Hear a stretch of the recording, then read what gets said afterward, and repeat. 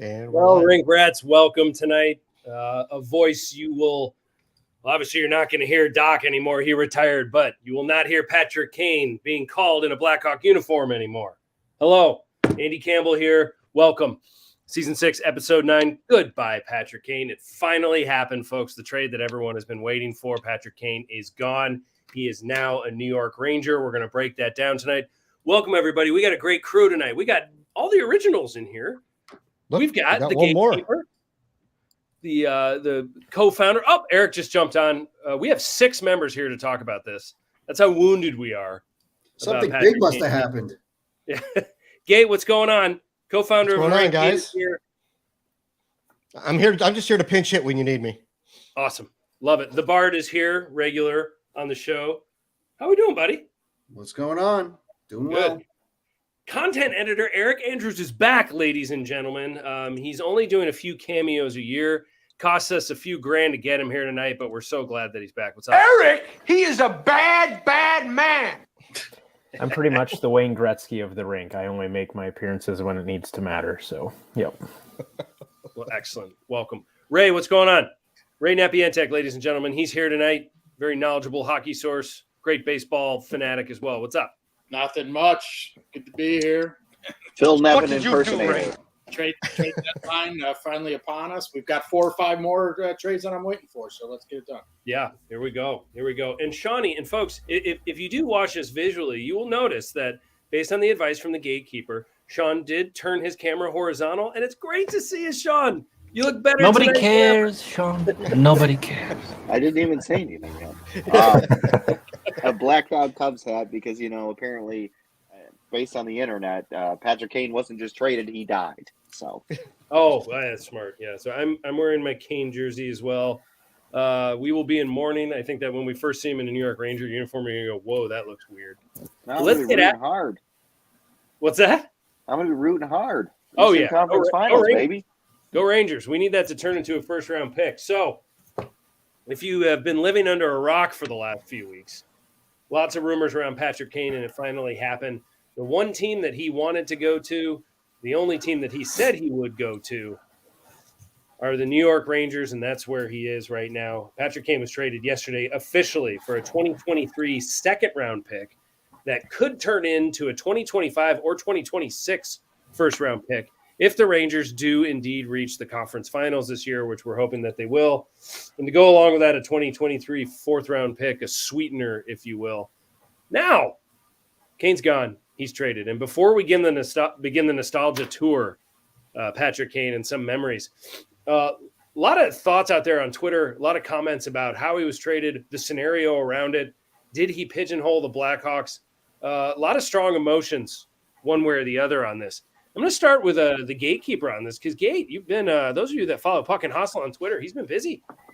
And he certainly has some thoughts on this matter. Gate, where are you at with this trade now that you've had 24 hours to digest it officially? Well, it's weird because I said there's this weird dichotomy like on Twitter where we were always looked at as the negative people. We were so negative, way too negative about everything, too negative. And now we're trying to show, positivity on the direction that the whole organization is going.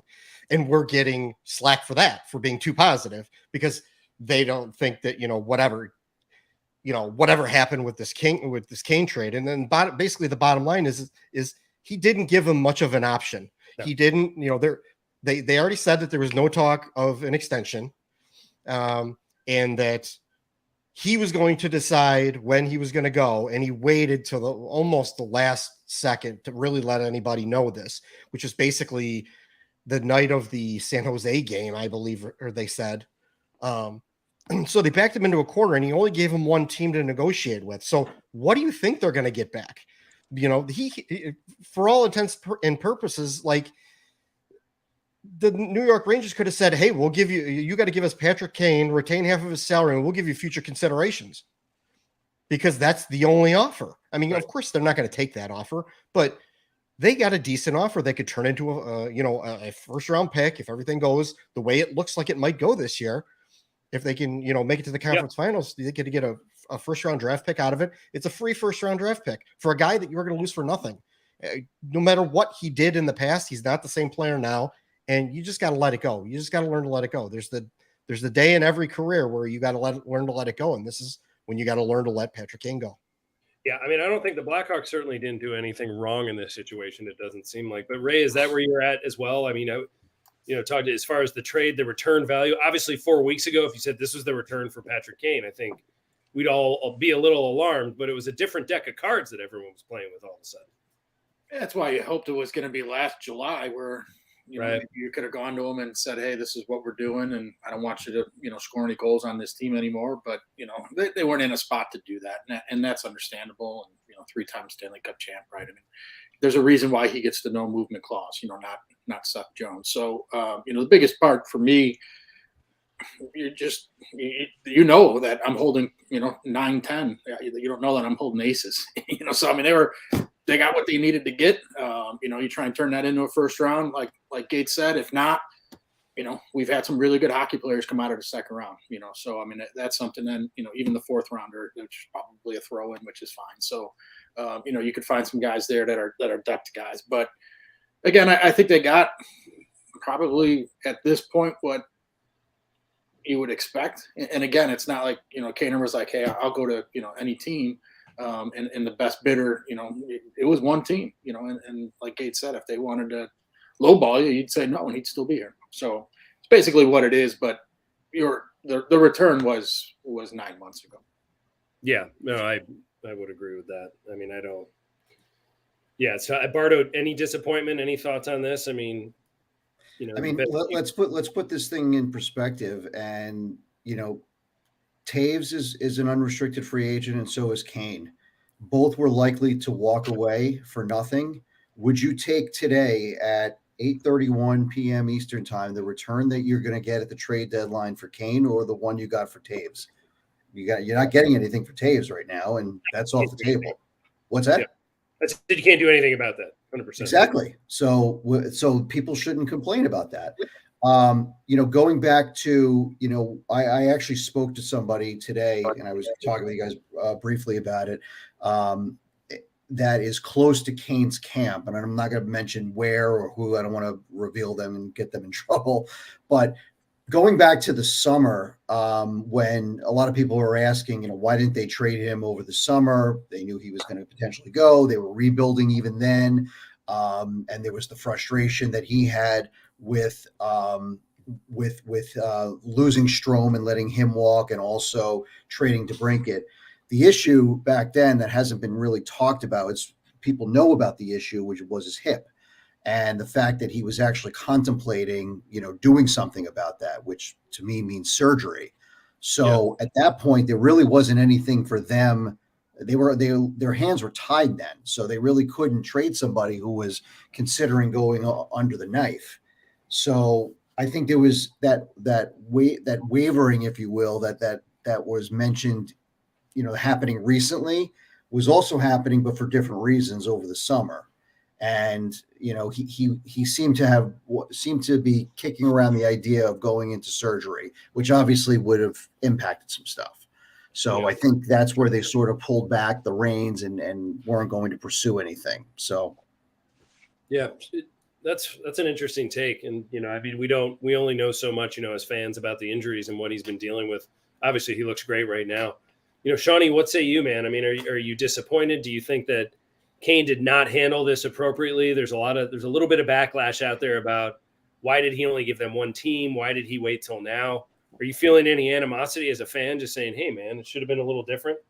Yes. I am feeling a little animosity towards Kane because, I mean, he, as the Athletic article said, he kind of teetered and tottered on which way he was going to go.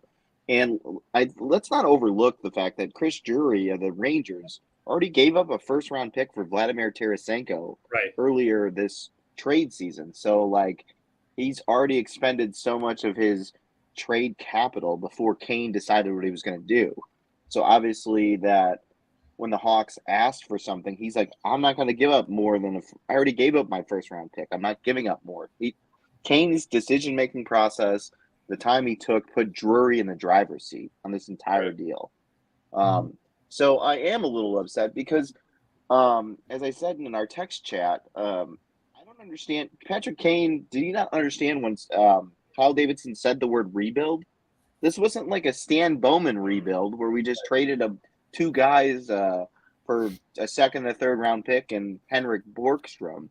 It like he actually tore it down. So in the offseason, Kane knew what was going on. And then when they traded DeBrincat and didn't re-sign Strome, like the writing's on the wall, dude. Mm-hmm. I don't understand why you were so angry. Kyle Davidson said in his first press conference, we're going to rebuild and we're going to tear it all the way down. Like, did he think, oh, well, Stan Bowman said that before and he didn't do anything, so I'm just going to continue to think that they're going to build around me? And I was telling someone a little earlier, I'm like, when they signed this contract, you knew how this was going to end. Ray's was going to end for 2 years. It was going to end with them dumping his salary somewhere else, or him walking away at the end of it, but probably them trading him at the trade deadline if he was going to then walk away. Like when you signed it the day they signed it 8 years ago till now, we knew this is how this was going to end. Yeah. How did he not have the awareness to understand that your contract's up this year? You know, you're going to walk away for nothing, or we're going to trade you at the deadline. We're going to ask you to waive. And Kyle Davidson said a year ago. Yeah, and Kyle Davidson said a year ago that he explained the plan and the vision to both of them. He met with both of them. What do you think he said? We're going to go for it? He didn't say that. So why was Kane such a petulant child? Yeah. Eric, do you think Kane is petulant and a child as well? I mean, I would agree with Sean's sentiment there for sure. I mean, the writing's been on the wall for quite some time. You know, it's not like this was a situation where, oh, maybe, you know, we'll be in a playoff race. You know, maybe, who knows? You know, that's not what the situation was. Everyone knew. Yeah. Let's never say that phrase again. But no, I mean, like Sean was saying, like Gate was saying, the writing was on the wall for this season, and you know it's been this way for a number of years. You know, so the fact that it took up until the end of February to make a decision is, you know, kind of ridiculous. I mean, did he earn the right to do whatever he wants? Sure, but I mean, come on, man. Like, are you surprised by the situation? Did this, it didn't sneak up on you. Like, it's been this way for months and years. So, yeah, I mean, in that regard, it's definitely a little frustrating. You know, and I think the timing of, you know, that Tarasenko trade definitely did affect things, like how Sean was saying. You know, as soon as that trade happened, the price for Kane automatically goes down.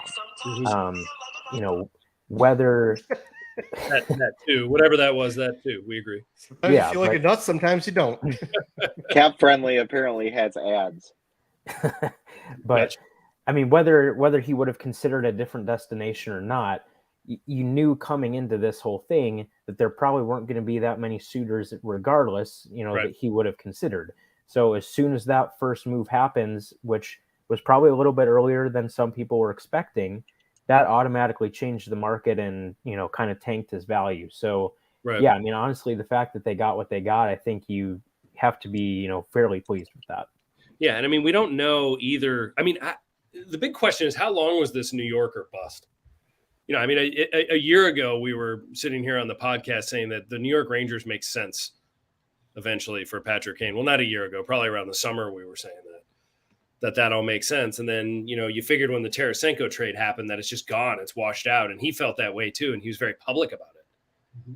So, you know, but then again, at the same time, it would seem like a guy like Kyle Davidson, and obviously we don't know him personally, we just know him through his trades and his moves, that he would have been a little bit more aggressive with New York had he known that was it. And maybe could have beaten St. Louis to the punch on that. You know, that said, I mean, the other thing is that if New York does not, whether they win a Stanley Cup or not, whether they have Patrick Kane, if they make it to the conference finals, it'll be very interesting when the possibility that we wake up, you know, in 2025 or near 2025, and the Hawks have 3 first-round picks. If that's the way that it all shakes out, how it lands now. Now, if they don't, you know, the East is brutal right now. I mean, the East is maybe the strongest it's ever been. I don't know if you can make that argument, but I mean, teams are just loading up. It's like the West is an afterthought. But even if they don't make it to the conference finals, the Blackhawks have 2 first-rounders, and as it stands right now, that would be 4 second-round picks.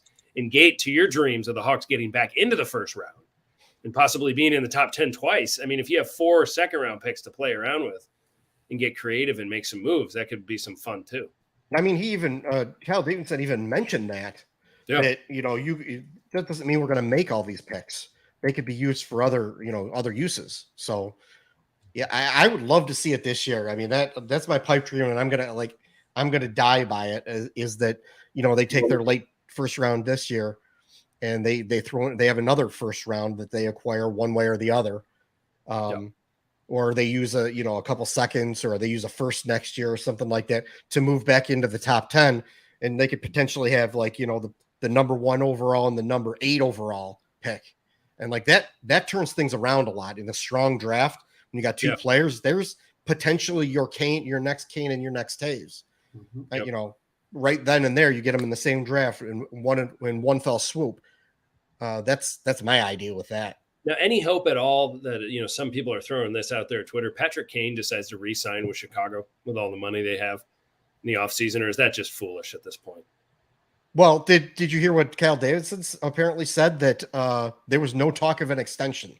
Okay, so that's probably out. Which pretty much tells me that he was going to say, "Hey, you're gonna be UFA in the summer, because we're not signing you to an extension.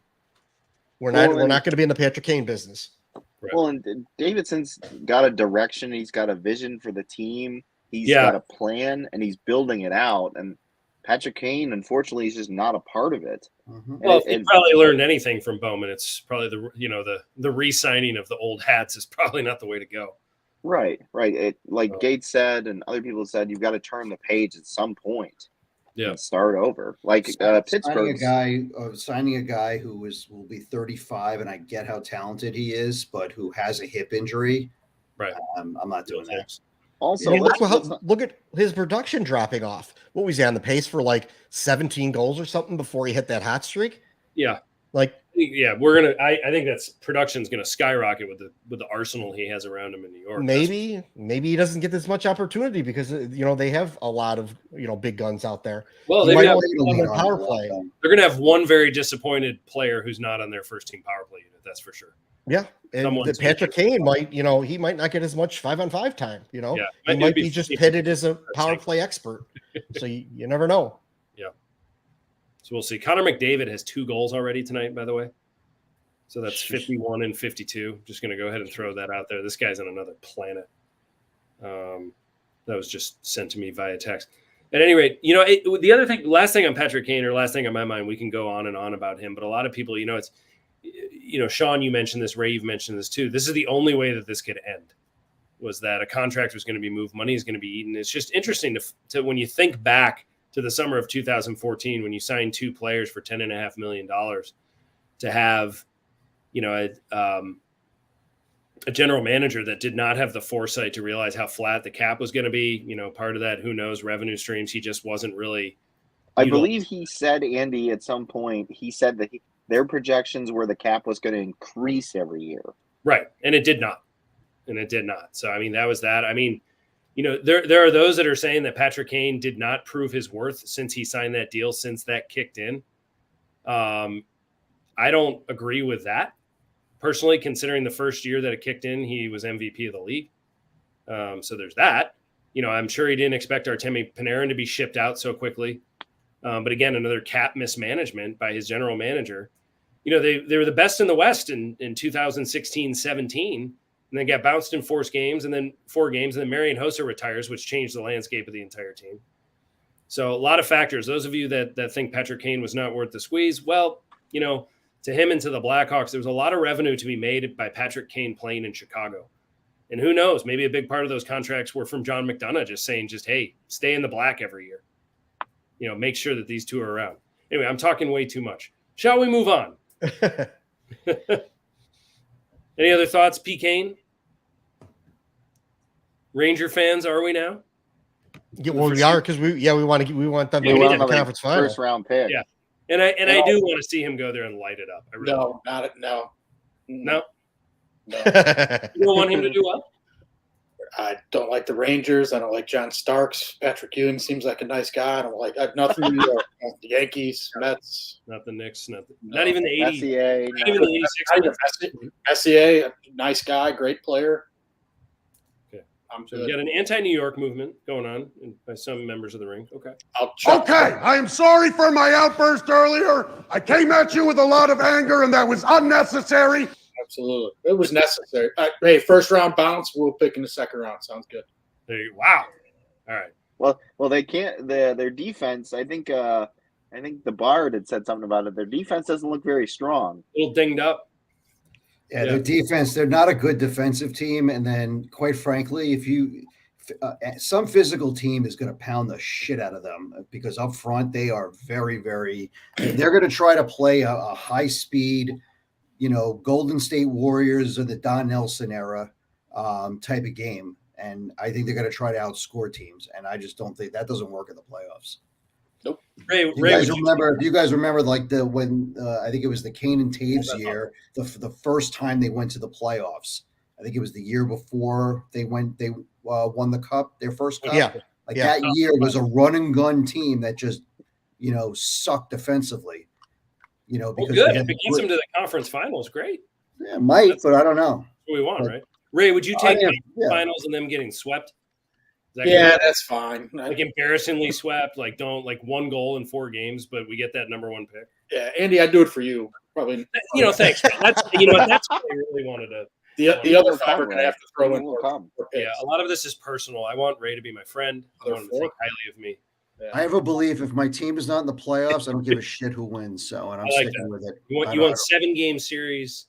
You want the first round to go as long as possible because there's 4 games a night. Yeah, that's fine. Yeah, best way. As far as the rest of the teams, fuck them all. I don't care. Yeah. Wow. Second F-bomb in the last 2. For what? The program. All right. Folks, Kyle Davidson has made a couple more moves, and I find Kyle Davidson, what he's been doing with what he's working with, pretty impressive, truthfully. So Jake McCabe at 50% retained, as you see on the ticker that Gate has put beneath us. Jake McCabe and Sam Lafferty, Jake McCabe's salary 50% retained, traded to Toronto for a conditional 2024 5th-round pick, a conditional 2025 5th-round pick. Joey Anderson, all right, Joey. Pavel Gogolev, who one very funny Leaf fan said, enjoy the AHL and your production down there. And a 2025 first-round pick that's top 10 protected, as well as a 2026 second-round pick. So picks later on going. Eric Andrews, what say you about this trade? Pretty good, not bad. What do you think? Yeah, I mean, I think on the surface, some people might have been a little underwhelmed by the return, especially given that it was McCabe and Lafferty both. But, I mean, let's take this back to last summer, a year ago, whatever it might be.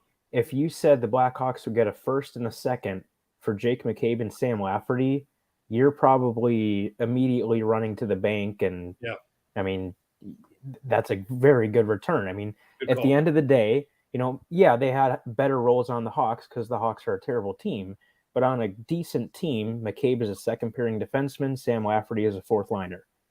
If you're getting a first and a second for a second pairing defenseman and a 4th liner, that's a pretty good return in my book.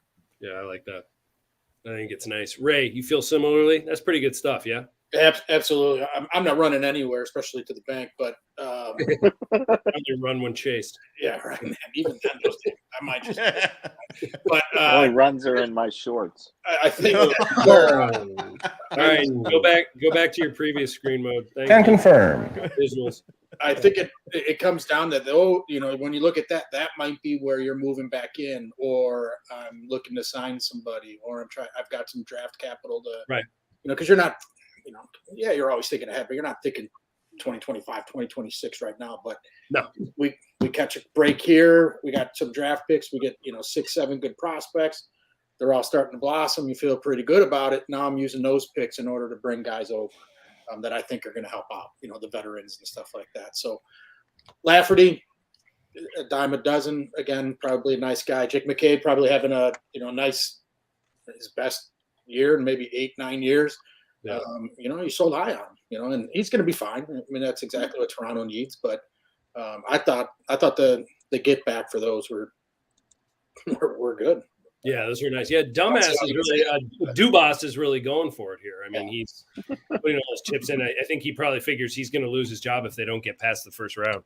Well, you can only go for a Stanley Cup if you trade for Eric Gustafsson. Can confirm. I thought you had to trade every defenseman you had, because it seems like that's what he's doing. They've been all in for 7 years now. Yeah. I got him past the first round, not once. So that's pretty exciting. Bardo, any thoughts on the McCabe deal? I mean, I think it speaks for itself, and I think, Ray, you said it so eloquently, and a good recovery in your New York rant. But Bardo, pretty good, yeah? Yeah, no, I think it was a great deal. I mean, you had two guys that were acquired by the previous regime, and it was a sell high opportunity. And the one thing I like about that 25 first-round pick, the summer of 24 is when Austin Matthews is a free agent, and there's a good chance that he's going to walk. He may go to California, where he's from, and play somewhere, Kings, Ducks, wherever. But there's a good chance that the Leafs are going to suck, and maybe not suck enough, but maybe that we might get lucky. The Hawks might get lucky and get the 12th or 13th pick that year. So that'd be nice. So there is something to watch there.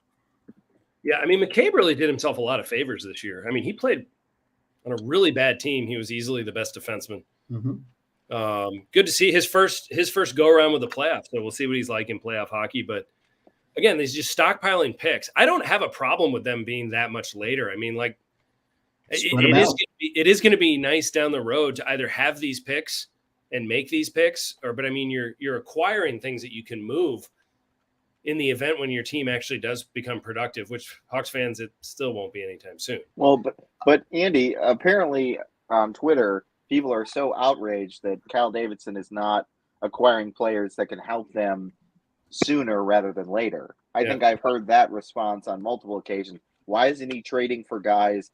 Why is he only trading for draft picks? Why we're not going to be competitive till 2028 or whatever it is? Here's the interesting thing. That? I think the interesting thing is that you could make an argument that maybe by 24, 25, if the lottery breaks right, that maybe that there's some sort of daylight, if you will. I'm not going to say that they're going to be a playoff team, but at least you're going to see the foundation or a core of players. And then you can say to yourself, oh, wow, they've got 2 first-round picks this year. Right.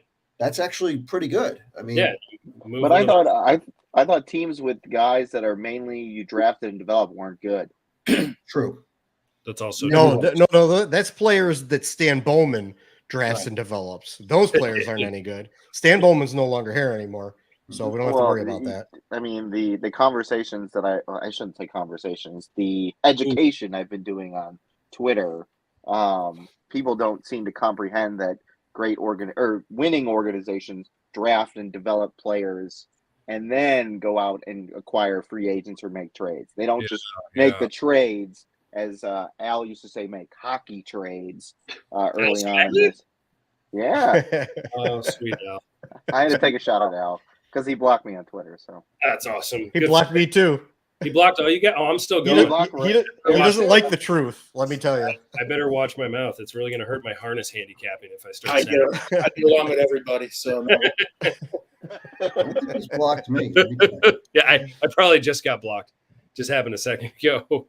In other news, folks, right before the McCabe and Lafferty trade, the Blackhawks acquired Andreas Englund from the Colorado Avalanche in exchange for a limited import Japanese-only single from a Jack Johnson album from 2020.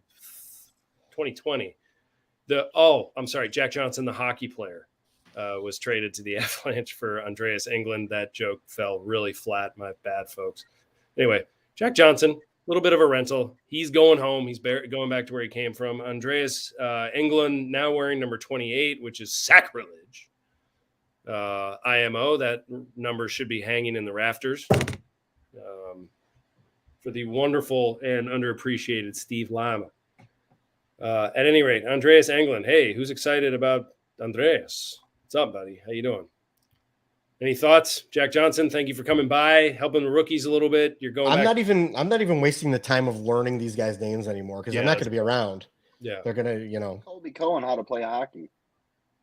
He just looks like the guy you want in your corner, though, if you're going to get drunk and do something stupid. So, I mean, there you go. Yeah, that's kind of drinks. I mean, but it's what you did. I wouldn't tell him, like, hey, hello, Mr. England. I mean, he looks like that guy. Like, he's gonna. Maybe you've had a few too many. Right? You're at the pony. You had a few too many. You know who I am? No. So, yeah, I mean, that's just. Did you get home okay last night? Yeah, Andreas took my keys. We're good. And then carried my car home. We went to Orland Park. We went to Orland Park to hang out with David Gust's family. And Brad from the real world. Okay. Awesome. Yeah, I'm done tonight. At any rate, Hawks fans, don't get used to Andreas Anglin's name for too much longer. Before that, Josiah Slavin and Hunter Drew. You had to bring this one up for Eric because it's very painful for Eric. Moment of silence. I like Josiah Slavin too. Devastating. Dealt to the Senators for Nikita Zaitsev, 2023 second-round pick, 2026 fourth-round pick, and future considerations. Basically, be nice to us. Well, hey, Ottawa is giving the Blackhawks some pretty good picks in these last few months. You got a first-rounder that turned for DeBrincat that turned into the Korch man, Kevin Korchinski, and now the Hawks are eating a bad salary and a little bit of cap. And can't say I know Hunter Drew, Josiah Slavin, though. Eric, should we defer to you on this with a box of tissues? I mean, it's disappointing, but at the same time, they clearly weren't going to be giving Josiah much of a chance at the NHL level. So if Anaheim is willing to do that, great. Hunter Drew is a total non-factor, irrelevant player. So more or less just doing Slavin a favor and giving him a shot. I'm assuming no one else wants to talk about that deal, so I'll move into the Zaitsev deal. That's exactly the type of thing that Kyle Davidson needs to be doing, is taking on bad contracts and acquiring assets in addition to that, building up that draft capital and, weaponizing that cap space. And, people, might say, well, Zaitsev isn't good. He makes too much money, blah, blah, blah. There's a cap floor that you have to meet. You need players like that, especially in these next few years, especially with Kane Taves coming off the books. They're going to need to probably find at least another couple guys like Zaitsev just to get to the cap floor next year. Right. So and guys that can actually play. I mean, this isn't the Arizona Coyotes where your role in the NHL is to take on dead contracts of players that don't play. They got Hall of Famers. They got a Hall of Fame lineup of guys that never played. That Twitter image was amazing. Did everyone see that with all the Hall of Famers and Coyotes uniforms? God. It's working, Gary. Keep going. Don't move. They should hang him in the rafters at. Yeah, I know. That really state. That would be hilarious. Arizona threw him up there. Yeah, jeez. I took Hunter Drew, by the way, on my fantasy baseball team. He plays left field for Arizona. So, one side note. Not bad. So anyway, JD or Arizona Coyotes, who everyone's hoping do not get Connor Bedard, and in the words of Bill Murray and Ghostbusters 2, boy, did you back the wrong horse. Gary, that's so bad. They're brutal. Anyway, so I mean, Kyle Davidson doing the things that he needs to do clearly, and I think you're getting picks, you're getting some, a lot of futures. Everyone's thinking about the future right now, and he clearly is. Big question: what to do with Max Domi? I mean, does he just sign and come back? Is his offensive production going to dry up without Kane? I mean, it'll dry up in general. The team is really bad. But you just you've got $23 million in cap space. You may as well, right? Put him on the first line. Oh, yeah. And just like the guy on Twitter that told me that Kyle's going to have so much cap space next year. You watch how fast they start competing. Yeah. Right back. That's the first thing you want to do with all that cap space is tie it all up in overpriced contracts for guys who are going to underperform for way too long. Like, that's exactly what you do at this point in time with all that cap space. Now, it is Wednesday night. I mean, they have till Friday at 3:00 Eastern? I mean, will someone call about Max Domi? I hope so. I think part of the reason for him and AA being on a team were to flip him. Yeah. I think seeing how competitive the East is, I mean, the hope is that one team steps up and says, hey, this guy's playing well. You put him on your top 9, then all of a sudden you've got a deeper lineup. So yeah, if you can shelter him in a place where he's not required to play much defense because he really can't. No, he's horrible. You could probably get like a second or third rounder for him. If you get a second rounder, the market is crazy right now. Yeah. Would anyone say no to a second rounder right now for Max Domi? I would take it. No, absolutely not. No, but he's like one of the guys you do say, we're going to flip you, but we'll bring you back. Yeah, sure. Bring him back. That's fine. Fans seem to like him. You could probably sign him fairly reasonably priced. He's the fans already seem to like him. So yeah, you sell some Max Domi jerseys. Right. That's fine. I'm perfectly fine with that for the next 2 years. I don't think A2 is really going to have much of a market for him. I just don't see it. Ray. He's very streaky. He's very streaky. Like he has a streak where he scored like 4 games in a row, and then he'll go like 9 games without doing anything. Oh, it's almost like he's injured. Right. So I don't know. Just disappearing. Yeah, I don't. Yeah, I just don't see it. I don't know. I think if you put him in a 4th line, and tell him to go forecheck and put him in that kind of a role, then I think it's okay. But he doesn't. He's playing top 6 up in Chicago. It doesn't make any sense. But if you could put him in that 4th line role, you could do worse. I guess. They're probably going to get a 4th round pick for him, if that. But fine, it's better than nothing and letting him walk. Just get anything you can for anybody on this roster. Right. Anything. If I were Phoenix and I was hosting the All-Star game next year and I needed to win the speed skating competition, I'd never. How about we send Connor Murphy back to Arizona?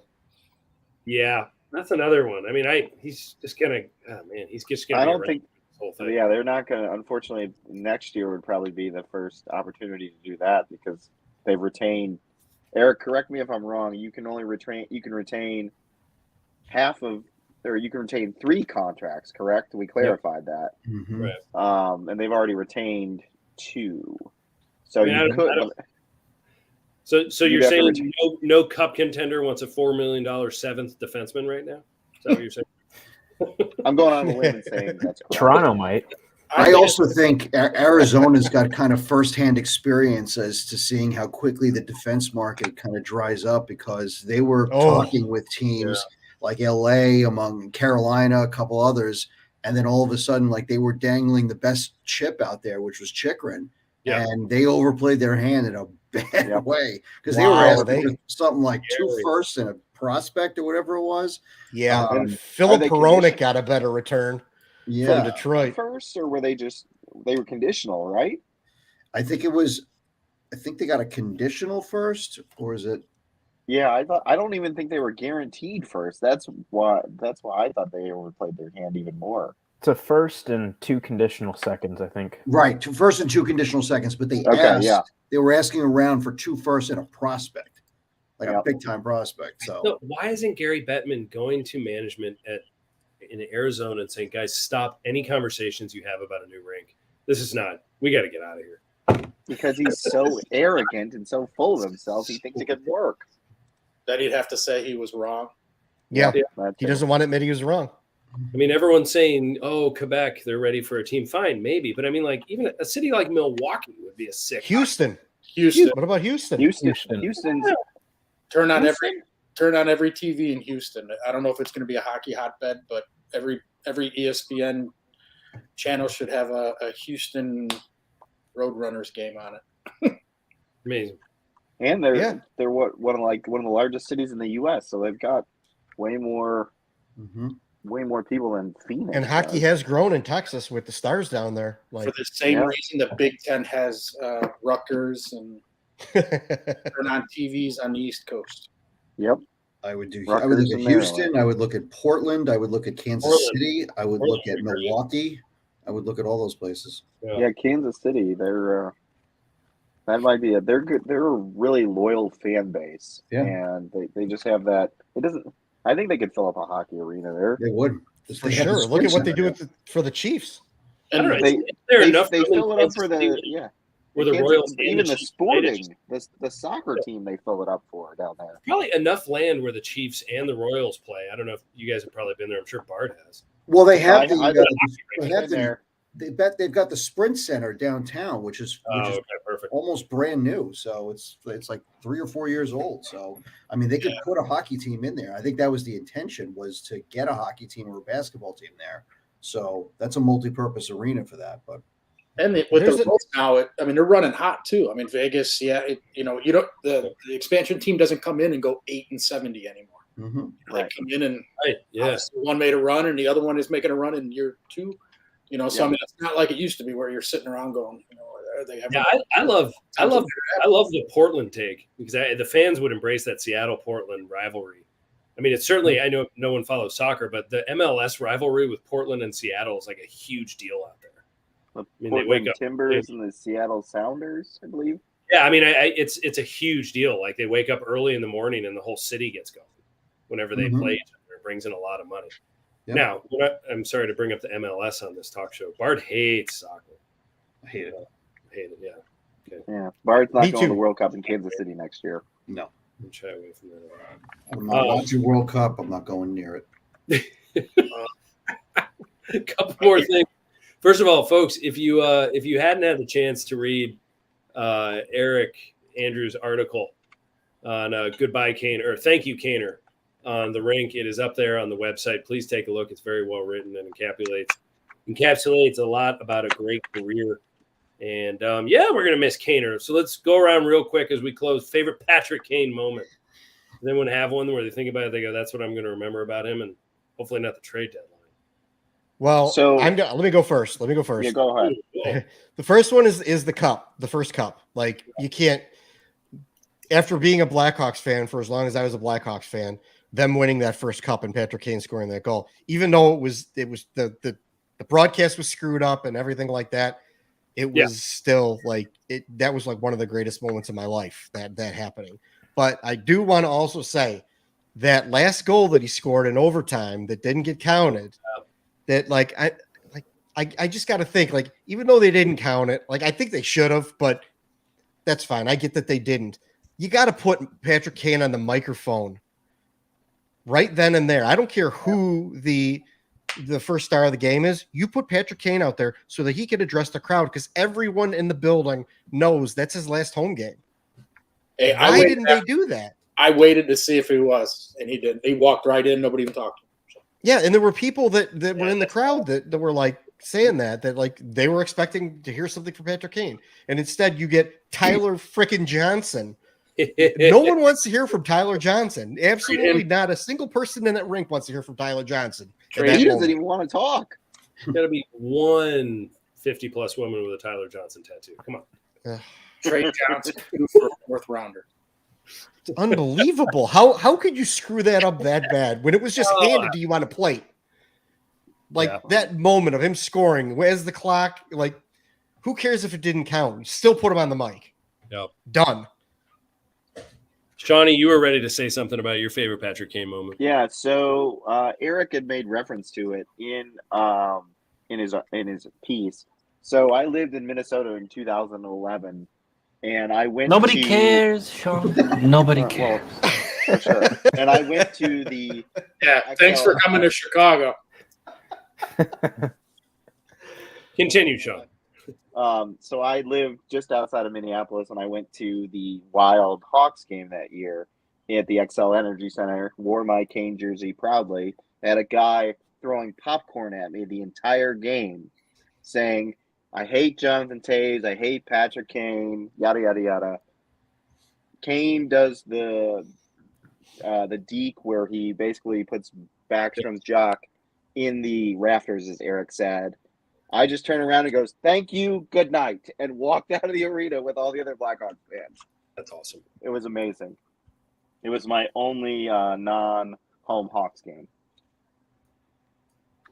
I like that. What about you, Eric Andrews? That's a good one, Shawnee. Yeah, I mean that's certainly. I think it just as far as highlight reel plays go, that's definitely right up there for Kane for sure. One that stands out to me, and I don't necessarily know why a whole lot, but I very fondly remember Kane's first home game at the United Center when they were playing the Red Wings, and he scores the game winner in the shootout against his boyhood idol Dominic Hasek. And the goal itself wasn't anything overly special. It was just forehand, backhand, put it in. But I feel like that was kind of okay, we might have something special in this kid. Like this might be the start of something special. So, I don't know. For me, I very fondly remember that for whatever reason. I was also fortunate enough to be at the draft in 2007 in Columbus when they drafted Patrick Kane. So obviously that's another pretty memorable moment for me too. That's awesome. Really cool. Ray, what do you say? Yeah, boy, Eric kind of stole my thunder there. The Hasek goal was one of our first dates, and my wife, my wife was like, we got to do this to get tickets, and we've had season tickets ever since. And King got on the radio, and he sounded like a 12-year-old kid, not an 18-year-old kid. So that was kind of funny. But man, that hat trick, Vancouver, that was pretty wild. That was almost the hey, we can do this type thing, too. Where, I was there for the cup games, and there's so many, but that was finally like, all right, this guy's gonna take over, and he's gonna be really good for a long time, and we all know that. But that was just kind of the man, like, okay, they're here and they can do this type moment. Yeah, you gotta remember, it was, hey, we're not sure if they're gonna do this, right? It's easy. Yeah. Hey, take 3 Stanley Cup championships, right? We'll take 3 more, after this rebuild. But kind of that moment where it was like, all right, this team can do it. Kane did it, just showing up Vancouver. It was a great rivalry at the time. It was like, all right, man, these guys can do it. When all of a sudden you realize we got the hottest thing in the game right now. Mm-hmm. And that was definitely that kind of moment. Bardo, do you have any special Patrick Kane memories or anything like that? So the one that actually does stand out, I always think about this one, is back in 2010, first round, game 5. They were down, I think it was 4-3 in game 5 against Nashville at home. Yeah. And Kane scored that shorthanded goal, and we know Kane never plays on the penalty kill, but they were down because Hossa got that major. Mm-hmm. And that was the game where they killed that penalty, and Hossa scored the game winner right out of the box. Now, if you remember, like I said at the top, is that they were losing that game. So they lose that game, they go down 3-2 heading to Nashville in the first round. And this was the team that had the best record in the West, or second best record. I think they were because San Jose had the best record. Yeah, San Jose had the best record. But they had a lot of pressure on them to win the cup, given that they were going to go through a cap crunch at the end of the season. So if you think about it, like, that was such a huge goal right there. I remember when Kane scored that goal, that place went nuts. And Ray, I don't know if you were at that game, but God damn, that place was nuts. I was actually working on the road in a hotel in Toledo. I was the only person jumping up and down in Toledo, Ohio, because Blackhawks. I remember exactly where I was. It was terrible. Yeah. Oh God, that game was unbelievable. I can watch that highlight every single day.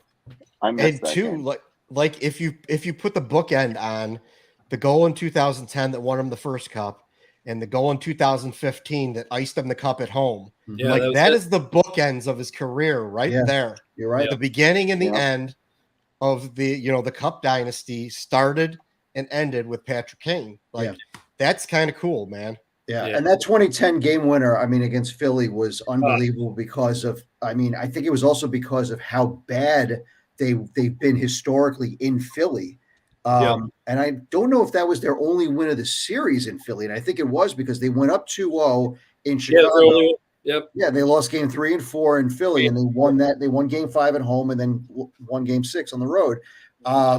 But it was almost like time stood still, because I remember my wife was pregnant. She wouldn't let me go down to Philly for the game because she was like 8.5 months pregnant. She was like, What if I Kids, they ruin everything. Blah, blah, blah, blah. So, I'm sitting there like, I think they won. I'm like, wait a second. I think they won. And I jumped. It was, I thought she was going to get, go into labor right there. But, That's awesome. Yeah, I think so. My first year, I live in the Boston area. My first year that I lived out here was the 2013 when it was the Blackhawks and Bruins in the Stanley Cup final. So, my favorite memory is, I was just taking an earful the whole series, and they were down 2-1, and he really hadn't gotten going yet. And then in game 4 of that series, he took over for the rest of the series and pretty much won the Conn Smythe, skating away in Boston. And, to me, that was awesome. Just to hear a lot of lip from people that obviously are still friends of mine now, but to have Patrick Kane just say, you know what, the one Chicagoan in this area, we're gonna do this thing. And I think my favorite thing about it that came out after was in game 4. And I don't know if you guys remember the Stanley Cup Finals video. Marchand was on his case like crazy, chirping him and said, do you want to go? And he said, anytime. And Kane goes, anytime? It's like, that's kind of a bad trade-off. And, Marchand was giving him a hard time. And then Taves scored moments after that. And that's when everyone started going. And they got into the faceoff dot. And Kane looks up at Marchand and he just goes,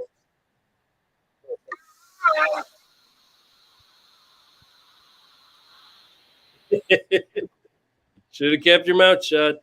Wasn't game 4 when Duncan Keith got suspended? That was in the LA. That was series. in the King Oh, it was series. the LA series. Okay. Yeah, because then Hjalmarsson was the best defenseman on the ice in game He was 5. ridiculous that game. He was unbelievable. Yeah, he was. So, and then Kane in that Boston series too. They went back to Chicago after tying up the series, and they went up 2-0 in game 6, and he got the first 2 goals and was just electric. I mean, he was just totally off his trolley. So yeah, I think it's going to be it is going to be weird seeing him in the red, white, and blue of the New York Rangers. It's not going to bother anyone as much as Ray, but right. It'll be tough. But anyway, just imagine he's on Team USA. He's playing for Team USA. Just say You that. should see how I feel about the Blues and Cardinals, man. I just yeah, no, no, and yeah, I mean, and it's crazy to think, right? I saw that stat: no Taves, no Kane, no Seabrook and Keith for like the first time since 2004. But yeah, it's crazy. Hey, this is why we were saying in 2010, let's rebuild, man, because it's in 2023, 2024. Now it's 2023, going to be 2024. And now we're looking at 26, 27. Right? So when this rebuild works and they win 3 more after that 3rd one, let's rebuild and do it all over again. Exactly. Best Blackhawk of all time? Yes or no? I'm going to say yes. I'm going to say yes. Yeah. It's close. I think Makita's close, but I think it's Kane's, when it's all said and done, it'll be Kane. It's a good call. Ray, you're stuck on this, as are you, Gate. It's either him or Makita would be it for me. It was such a different era back there. You can't. I mean, maybe it is apples to oranges. I mean, Yeah. I mean, he and I said it in the offseason. I mean, I still think he could absolutely take over a series if he's healthy. And he's working with the boys in New York. He can absolutely still take over a series. I don't care that he's possibly having a down year. That doesn't matter. If he's 100% healthy, he can absolutely win hockey games still. So that's a tough one. Right. It's awesome. Gate, yes or no? What do you think? I'm partial to Makita, but he probably is the best Blackhawk. I would say he could potentially be the best American-born player. Yeah, I think I think he's got that. So it's all said and done. I'm not a huge Patrick Kane fan. Like Patrick Kane, the person, I'm not the biggest fan of, but the player, you can't dispute it. What he's done on that ice, like for the Blackhawks, for the city of Chicago, you can't dispute any of it. There's no disputing it. He was like the king. Yeah. So Eric, greatest Blackhawk of all time? I would say, yeah. I mean, it's definitely apples to oranges, like you said, but I think what pushes Kane over the top for me is the fact that they did have that overwhelming amount of team success. Yeah. And he was very much a driving factor of that. Yeah. I mean, what is he? The only American-born Hart Trophy winner? Conn Smythe, 3 cups, a lot going on.